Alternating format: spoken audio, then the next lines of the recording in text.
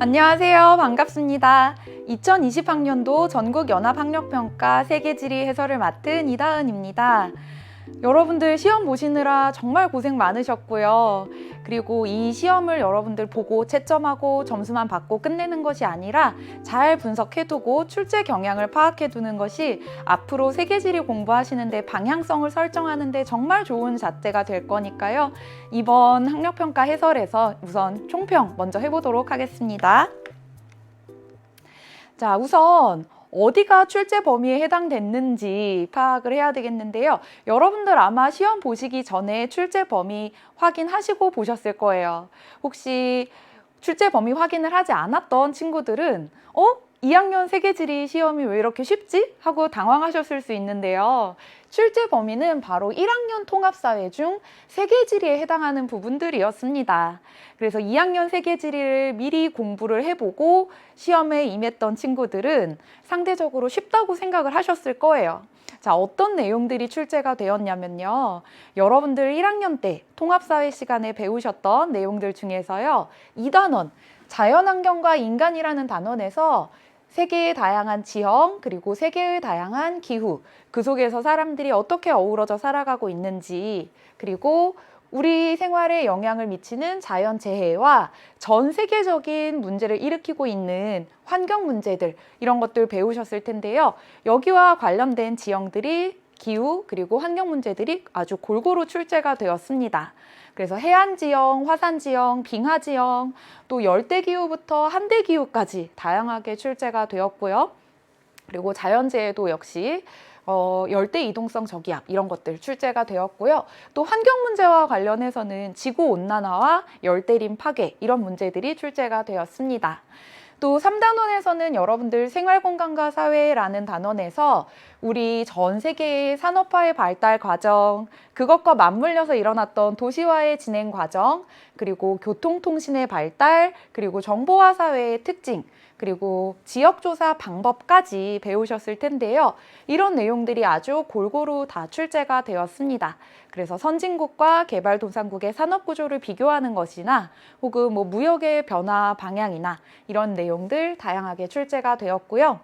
또 7단원 문화와 다양성이라고 하는 단원에서는 여러분들이 전 세계의 문화를 아주 세부적인 것까지는 아니더라도 대략적으로 대륙별 특징 정도는 배우셨어요. 그래서 이것과 관련해서 문화권의 특징 지도에서 찾는 문제가 출제되었습니다. 그리고 8단원 세계화와 평화 단원에서는 여러분들 세계화가 왜 일어나게 되었는지 그 배경과 영향을 배우셨을 텐데요. 역시 이것과 관련돼서 기업의 공간적 분업이라고 하는 주제가 출제되었습니다. 그리고 9단원 미래와 지속 가능한 삶이라는 단원에서는 여러분들 전 세계의 인구 변천 과정, 그리고 선진국과 개발도상국의 인구 문제 이런 것들 배우셨을 텐데요. 그래프를 통해서 선진국과 개발도상국의 인구 구조를 비교하는 문제가 출제되었고요. 그리고 자원과 관련해서는 전 세계에서 사용량이 가장 많은 자원, 화석에너지와 관련된 특징이 출제가 되었습니다.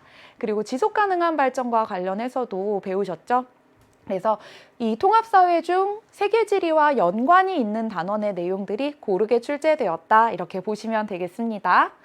자, 두 번째로 난이도에 대해서 이야기하려고 하는데요. 선생님이 시작 부분에 말씀드렸던 것처럼 3학년 학력평가나 수능에 비해서는 굉장히 평이한 수준이었습니다.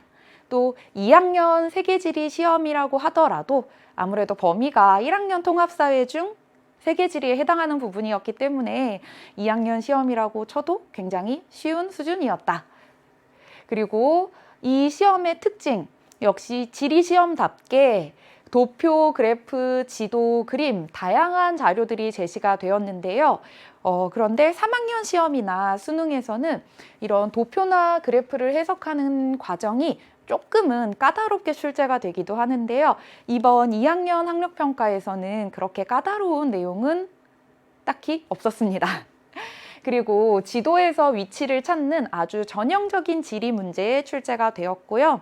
그리고 지도가 직접적인 문제의 해결책은 힌트는 아니지만 그래도 간접적인 힌트를 제시해주는 문제가 출제되었어요. 그래서 여러분들 지리 시험은 제시된 자료를 다 꼼꼼히 보시면 모든 것들이 힌트가 된다는 거 잊지 말고 명심하시면 좋겠습니다. 그리고 그림과 관련해서요, 지형을 모식적으로 간단히 그린 그림이나 또 종교시설을 그린 그림이나 또 다양한 문학작품이나 이렇게 다양한 자료와 텍스트가 제시된 시험이었습니다. 그래서 여러분들은요, 앞으로 지리를 공부하실 때 이런 다양한 자료들을 해석해서 그 속에 담긴 지리적인 사실들을 뽑아내실 수 있어야 되고요. 그런데 다행히 지리 시험은 자료가 굉장히 풍부하게 제시되기 때문에 이런 자료를 통해서 인과관계를 파악하는 게 굉장히 쉬운 과목이에요. 그래서 여러분들이 조금만 연습을 하신다면 이런 자료들 앞으로 어렵지 않게 해결하실 수 있을 것이라고 생각합니다. 그리고 두 번째로는 전형적인 수능 유형의 문제가 많이 출제가 됐다는 것인데요. 그래서 여러분들이 아직 수능을 볼 준비는 되지 않았지만 그래도 수능 유형 문제에 어떻게 출제되는지 한번 연습해보고 싶다 했던 친구들에게는 굉장히 좋은 시험이었다고 생각합니다. 그리고 세 번째로 지역지리가 강조되고 있는 요즘의 추세가 반영이 되어 있어요. 그래서 이 지역들이 겪고 있는 지금의 현안, 이런 것들이 많이 출제가 되었고요. 그리고 최근에 세계 이슈를 반영하고 있습니다. 아무래도 지리 과목은요, 가장 최근에 세계에서 일어난 일들을 다루고 있는 가장 트렌드한 과목이 아닌가 싶은데요. 작년에 전 세계에서 이슈가 되었던 브라질의 아마존 열대우림의 파괴, 이런 것과 관련된 내용들이 텍스트로 제시가 되기도 했습니다. 그래서 세계지리 공부하시면서 여러분들이 세계 이슈 쟁점까지도 동시에 공부하실 수 있는 과목인데요. 그런 세계지리의 과목을 아주 잘 반영한 시험이었다고 생각이 듭니다. 그래서 여러분들 이번 시험은요, 점수 자체가 중요한 것이 아니고 여러분들이 수능 유형의 세계지리 문제들을 한번 접해봤다, 연습해봤다. 그리고 그 과정에서 이런 문제를 해결하는 것이 꺼리낌이 없었다.